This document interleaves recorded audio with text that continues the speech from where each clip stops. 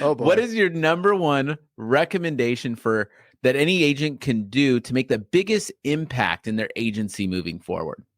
Number one recommendation. And I know if somebody repeats the question, it means they're thinking about it off the top of their feet. So, okay. But no, for me, if I had to really get intentional, figure out what your numbers are. As we're like, our whole game is, it's a numbers game. Insurance dudes are on a mission to escape being handcuffed by our agencies. How? By uncovering the secrets to creating a predictable, consistent, and profitable agency sales machine. I am Craig Pretzinger. I am Jason Feldman. We are agents. We are insurance dudes. Right now, while it's fresh in your mind, check out live.teledudes.com. We took our notes from over 100 interviews with top agents from around the country and made it into a live webcast. Using these strategies led Craig and I to selling more than $10 million in premium in the last 2 years. On this call, you'll receive the exact blueprint to get the same results. Just go to live.teledudes.com to register for this upcoming Tuesday's live call with us. If you jump on this call with us, we're certain 2022 will be an absolutely fantastic year for you. See you there. Do you do any paid marketing, like buy internet leads or anything like that? I need to. Yeah. Like I was mentioned to Jason before we hopped on here, I'm actually in discussion. It's one of the things that I would like to do is look at purchasing a book of business, something I've never done before. There's possibly one that's available, and if I can do it, pull it off. And I know that's one of the things that for me to hit the numbers and to merge it in, I'm going to need to be able to learn this game.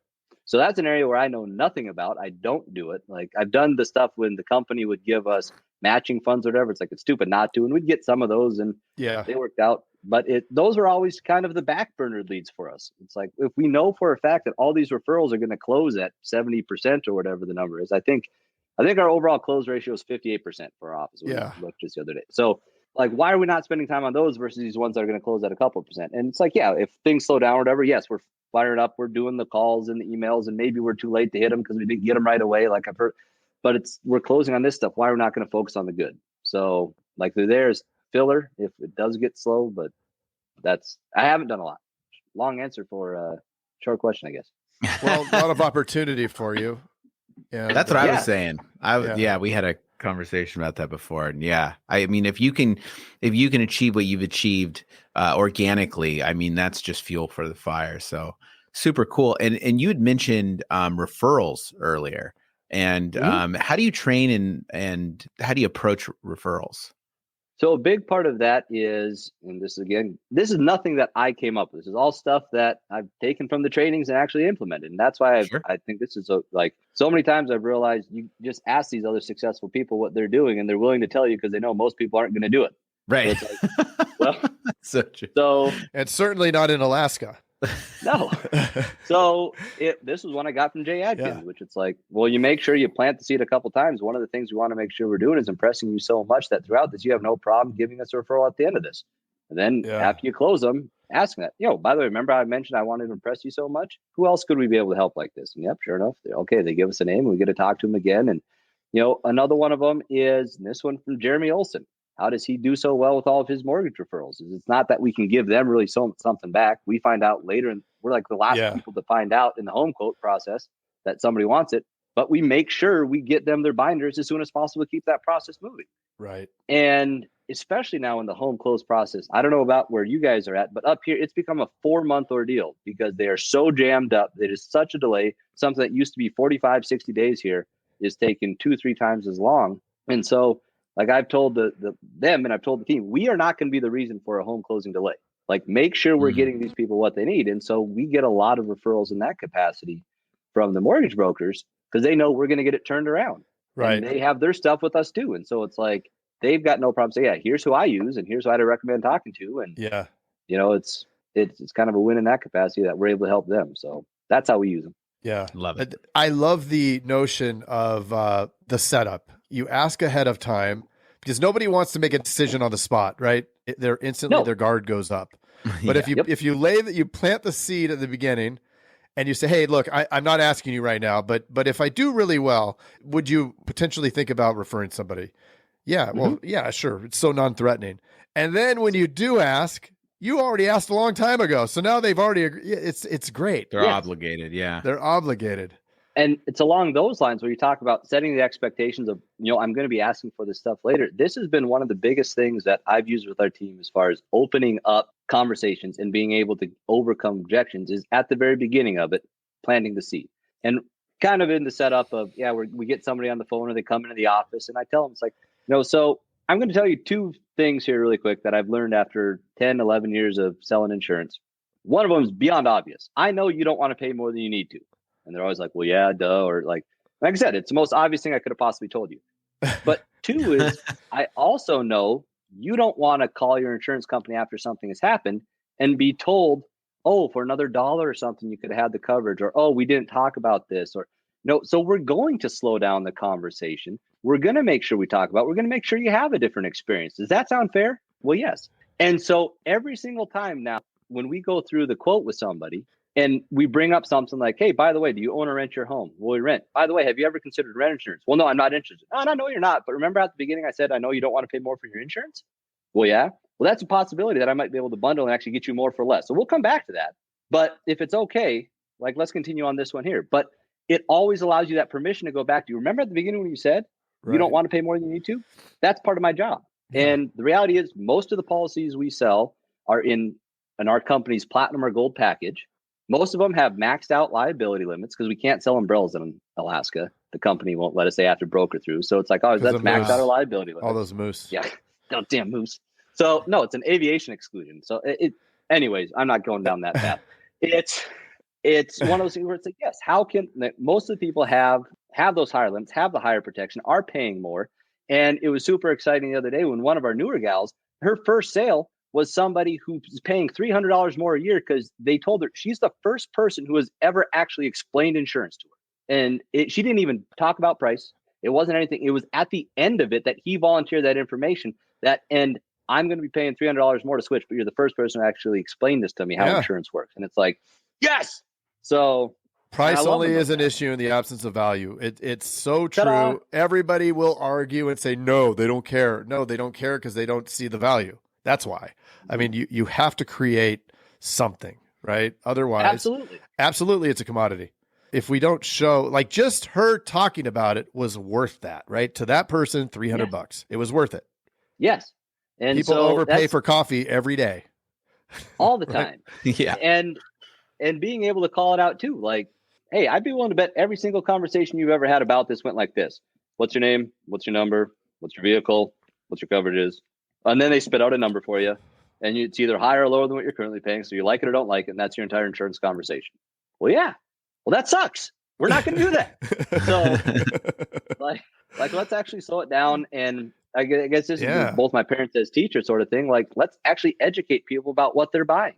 Right. And I'd say our retention reflects that. We've got almost 94% retention. People don't leave us. It makes our growth numbers substantially easier. You're the insurance black hole. I guess. So in a good way. I hope so. But no, there's that sort of things. And, totally stressing, like keep the back door closed. And if you do it right on the front end, things still get botched up from time to time. But I honestly couldn't tell you the last time we sold a policy at our state minimums. Like we just, the way we present it, the way we talk about it. And I guess like when the difference between us carrying the state minimum and you carrying the maximum limits, like $8 over 6 months, wouldn't you want to? Well, duh, nobody's ever told me. It's like, well, no, right. It drives me nuts. When our call centers assign us policies and we see state minimums, it's like, that's not somebody talking about. That's not somebody actually protecting them, not doing what we're supposed to do. Right. Like that's where that's another conversation. We'll keep it positive. Well, the vast majority of agents out there that are selling, I'm going to match your stuff, are really helping us, right? Are helping the ones that are creating those conversations. They're making our life easier because they're having that hypothetical talk that you had, right? The order taker. Yep. And they're creating that perception that we just have to break. All we have to do is change it, right? We just have to shift the gears. I think these are the same agents that in one of it was just literally yesterday, I saw in one of those a really nasty post out there. And like, I don't really participate. I'm in those Facebook groups just to kind of see what's the pulse. Cause that's somebody's perspective, whether it's right or wrong, that's how they perceive it. But right. Jason, I saw you chime in on somebody. I think you got called somebody who's sniffing unicorn farts. It's like, those are the agents that I'm not worried about. Like, let them sniff those. And I was just like, what a ridiculous response. Like, what? But I came those back are a those little agents. hard off that too. I Good. literally regretted that as soon as I Did you I don't know keep if you your read did that. you delete it? Or I haven't seen it. No, I kept it up. I used the curse word too. Good. Oh, Fantastic. Mr. I gotta go Jason, see you this foul rebuttal. mouth. Tag me Nope. on it. I want to see that. I That will sounds not. exciting. I will not be replying to any of those because that is a valid point. So then the point after that was, some people just want to vent, and I understand that, and people should. I just think as agents, we should be lifting each other up and helping us in the right direction.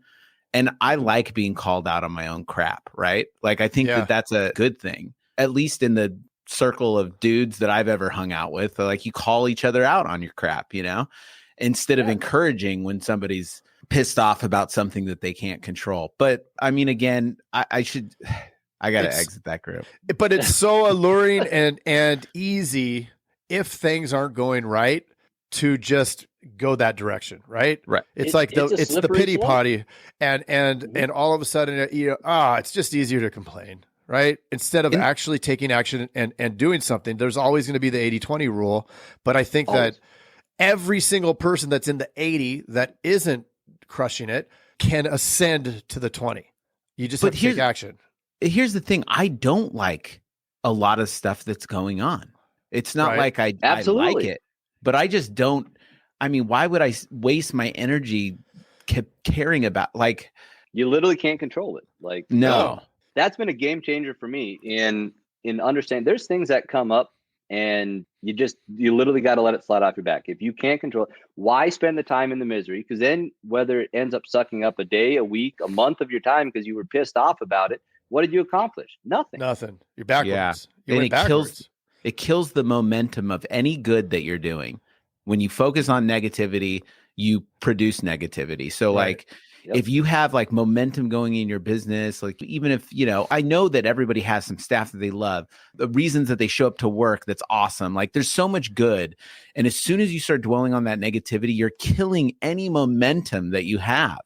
So it's like, you got to just not do it. That's why I'd like to think of myself as a positive person, and I encourage that all as well too. And so that's why I like these kind of conversations too. It's you get to pick the minds of other like-minded individuals in that capacity, and we're not here having a suck fest. And it's like that doesn't sound fun anyway. Yeah. Right. Well, somebody said it on I think it was Ahern. Was it Brian Ahern that just said, "Look, we're always going to have problems. There's always problems. You want to create good problems or bad problems. I mean, I'd rather complain about good problems if I'm going to complain, but nobody wants to hear the complaining anyway." Right. Yeah. And so it just doesn't do any good. I mean, that's what I struggled for a while, right, with trying to figure it out. And I think a lot of agents at some point, it's up and down. There's going to be challenges. And these last 2 years have been ridiculous for so many people. Yeah. And so, it's very easy to go down that slippery slope, but it's like, no, I would encourage anybody, find the group of people who you can talk to, who will help keep you up and keep you going. That's a total game changer for your sanity and the people around you. 100%. You're not a curmudgeon then. Yeah. Yep. With that 94% retention, you must be doing something really awesome after the sale and as you bring those clients on. What kind of things do you do to really solidify that relationship? A lot of it goes back to those renewal calls. It's a combination of the renewal calls. I attribute those, and just literally thanking them. That's how all those conversations start. Like, when was the last time you got thanked by any place that you've shopped from? Like, whether it's your cell phone carrier, your gas utility company, even it's something that you have to have, right? You have to have electricity for your house. Has your electricity company called you and said, "Thank you for buying from us"? No. So insurance is something that so many people have to have, required by law. So we get to reach out and be that different voice. Like, hey, thanks just so much. We appreciate it. You've been a client for 5 years, 10 years, 6 months, whatever. Like, thank you for your continued business with our office. So that's a big one that I attribute that to. And then the second one is the audit list, the cancellation audit list, and hammering that. And one word that we saw, and I got this from the guy that I bought out, was on our policies when it says canceled, don't use the word canceled, use the word lapsed. And it has 1,000%. such a different connotation in how it comes across. Right. Be very intentional about the words that you're using. And so if I call and tell you that, hey, your policy is about to be canceled, well, it's like, well, screw it. Why do I even want to pay you anything? I'll just go fire something up over here. Right. Hey, your policy is about to lapse. Just wanted to give you a heads up on that. I'm sure you're aware of it because you got 83 other messages and emails automated by the company. But just in case you missed those, your policy is about to lapse. And using those verbiage, and those get called religiously, that is a big reason why people don't end up leaving or lapsing because of that. And, just those two things I would attribute more than anything to it. Yep. Love it. Love it. So here's a real serious question. Besides listening to this podcast, how do you keep yourself motivated? So how do I keep myself motivated? A big part of it is I joined a mastermind group. So it's a group of people of all sorts of different entrepreneurs all across the country in all sorts of different industries. We meet once a week. There's a couple retreats. We go all around. One of them is going to be hopefully in Europe, depending on how everything goes out. That's still debatable with the world as is. But no, it's just going and solving problems, because the problem I'm solving in my insurance agency might be very similar to what somebody's solving in their car dealership, which might be very similar to someone solving in the restaurant. You just unplug restaurant and plug an insurance agency, and that problem got solved by this solution. And so that's how I keep motivated. It's like, look at what these other people are doing. And, one lady in the group last year, it was grinding on her YouTube page. And, she was making a couple bucks here, a couple bucks there for years and years and years. And this last year just exploded. And she's pulling in $80K a month on her YouTube page. And it's just ridiculous. Amazing. And it's like, okay, so let me talk to these kind of people, because I've done literally nothing with YouTube. Like I mentioned, this is my very first podcast. I know there's so many other things out there that you can do stuff with. Yeah. And so learning those and being open to learning is, I'd say, that's what keeps me going. I love it. And we said this earlier, but you have a voice for radio. Love it. I have heard that before, but I'm still in insurance, I guess. I think he's got the voice for radio, but the face for YouTube. Yeah. Ooh. You got the whole package. He could be on ESPN. What do you think, Chris, is the biggest change that's going to affect all of the agencies here in the next couple of years? Maybe ESPN ate the Ocho. As far as the biggest change it's going to impact, I think it's really going to be, as weird as it's not, and I don't even like saying it this way, but like figuring out what your boundaries are, knowing that there's going to be these huge changes coming. They've already rolled it out. They at least gave us a bunch of advance notice with the company that we represent that there's a big changes coming. Knowing what your boundaries are. And if your boundaries no longer fit within the direction that they're going to leave you behind. Mm-hmm. So you either, kind of going back to what we were talking about a moment ago, you make up your mind of either you're in this and you're going to win and you figure out how to do that, or you say, bye, Felicia, my book's for sale. So that's just be willing to adapt and change and take the time to learn. And I guess going back to one of the other things, Jason, kind of ties to that. What have I done that keeps me motivated? I joined a book club too. That's another thing. We read a book. It's not anything intensive. Jay's, yes. Yeah. And we were on it this morning. And we only have to read 15 pages every day, which doesn't sound like a lot. Before I joined it, I hadn't read 5 books in 5 years. And now we're flying through it and absolutely love it. It's been one of the best decisions I've ever made. And it just helps keep me accountable. And it's something that I find very enjoying. And it allows me to think outside the box. And I get to learn from somebody else's experience. Right. Why would I not want to learn from that? And so instead of trying to go through, so it's be willing to adapt. Be willing to make the necessary changes to stay in business, to stay profitable, whether that's hiring, whether it's in my case, figuring out how to do internet leads and that whole game, like whatever it needs to be to grow and continue to find the fun. And I think more than anything, figure out what your boundary is for your work and life harmony, because there's a work-life balance, but I think finding that work-life harmony, and sometimes you do got to put more work in so you can put more play in. Mm-hmm. And finding what that is for you. I've had so much more fun over the last 2 years, intentionally by, as weird as it sounds, scheduling fun. And whether it's been getting back into playing hockey with my idiot buddies, whether it's been going on vacation, whatever it is, spending time with my nieces and nephews, like it doesn't matter. I'm not in the office. And as much as I enjoy what I do, I get to enjoy going in because I get to spend this time having fun out here. And when I'm out here doing whatever, I'm present there. When I'm in the office, I'm present there. Right. So presence. It's a lot. I love that. It's true. And as you get older, like when you're in your like me early 20s, when you're in your early 20s or early 90s, like Craig, no, if you're in your early 20s, you don't think about scheduling fun. And I love that point that you just made, because it's like you don't think about that. That just naturally happens. But as you get older, you become more responsible. You're growing your family, your business, or whatever. At some point, you lose sight of that, and then you do need to be intentional I mean, I guess you need to be intentional about everything. Everybody else's schedule. Yeah, they'll fill your schedule up for you if you don't schedule it. Yep. I floated the idea of scheduling fun time with my wife, and that didn't work out. I think that's a different kind of fun time. At night, just whenever. Yeah. You got the deny request on the here's 7 nights, I'm scheduling fun time. Fun time. Go back. Remember at the beginning when I told you we were going to have fun for try that with her. See if that works. Yeah. Love it. I only carved out 5 minutes. I mean, I don't see what the big deal is. Yeah, she knows what's coming. Congratulations. Pun intended. Yeah, exactly. Oh boy. What is your number one recommendation for that any agent can do to make the biggest impact in their agency moving forward? Number one recommendation. And I know if somebody repeats the question, it means they're thinking about it off the top of their feet. So, okay. But no. Top of their feet. So I'd say for me, if I had to really get intentional, figure out what your numbers are. As we're our whole game it's a numbers game. As if you take the personality out of it, which I don't like. I like making this a very personal relationship with our clients, and that can be part of our retention as well too. But at the end of the day, figure out what those numbers actually are, and that's an area that I know I can work on a lot. There's a lot I still need to learn and figure out with that. But know what your numbers are. Know what it's going to take to hit these minimums. Know what it's going to take to exceed the minimums. Know what it's going to take to hit these best top levels.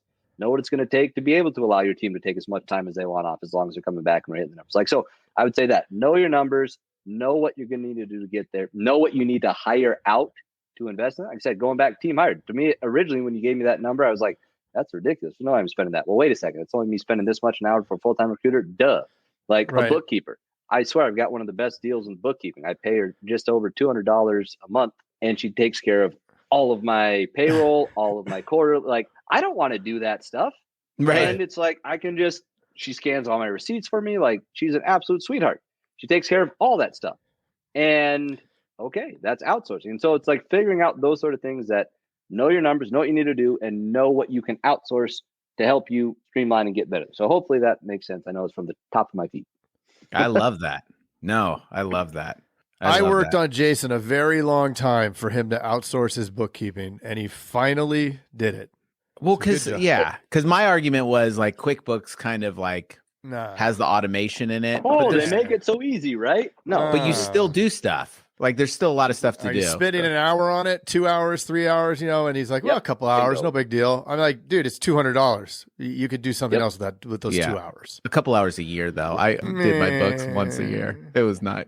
Well, then that's not good either. No, I know.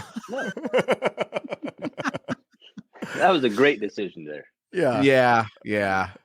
Hundreds of thousands of dollars coming in a year, and he's just, I just do it once a year. You got to pinch pennies where you can, I guess. Yeah. Oh, goodness. Just buy less monsters. Yeah. Oh boy. Ooh, gross. What's that? That's one of those. Is that the yabba dabba doo? No, that's the old. Every phone in the office just went off for a missing persons. Really? Yeah, they pushed those in iOS. Amber alert. Yeah, it was like an Amber alert. I deleted it before I read it just because. Oh well, thanks for doing your part. No, I kind of freaked out. Okay, kind of freaked out. Well, but it is what it is. Chris, if anybody wants to get a hold of you, where can they find you? Just throw a Google in there.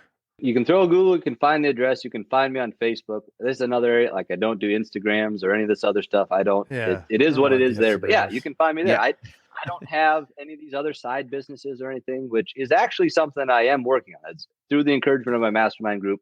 Something else I'm working on. There's a lot of ways to go. Maybe we'll come back and talk about that later this year if it gets launched. Cool. So, no, I should say when it gets launched. That's right. Nice. Make it happen. Well, yes, intentional about the words you use.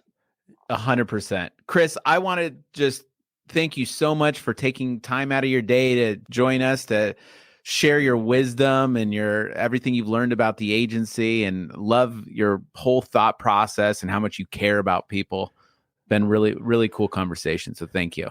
It's amazing. Well, thank you both. Yeah, this has been pretty cool. It just, like I said, it's my first one of these for me. And I remember a couple years ago when you guys first launched, I had another one of the agents here in the state. We laughed about it because like we had these kind of conversations all the time. How you guys start with your coffee talks or whatever. It's like right. We could have been recording these for a long time. It's like, what are we doing? I You know. guys did it. So kudos to you. No, this is awesome being on it. Thank you guys so much. Yeah. Cool. Well, thanks, All right. Chris. Thank you. Have a good one. You guys are very well. Make it a great day. You too. Bye. All right, take care. Hey, what are you still doing here? Well, while you're still here and while it's fresh in your mind, check out live.teledudes.com. Yeah, if you weren't listening before, we took notes from over 100 interviews with top agents from around the country and made it into a live webcast. Using these strategies did help Craig and I write over $10 million in premium in the last couple years. And let me tell you, on this call, you'll receive the exact blueprint to get the very same results. Again, that's live.teledudes.com to register for this upcoming Tuesday's live call with us. And if you jump on with us, we are certain 2022 will be an absolutely fantastic year for you. See you there.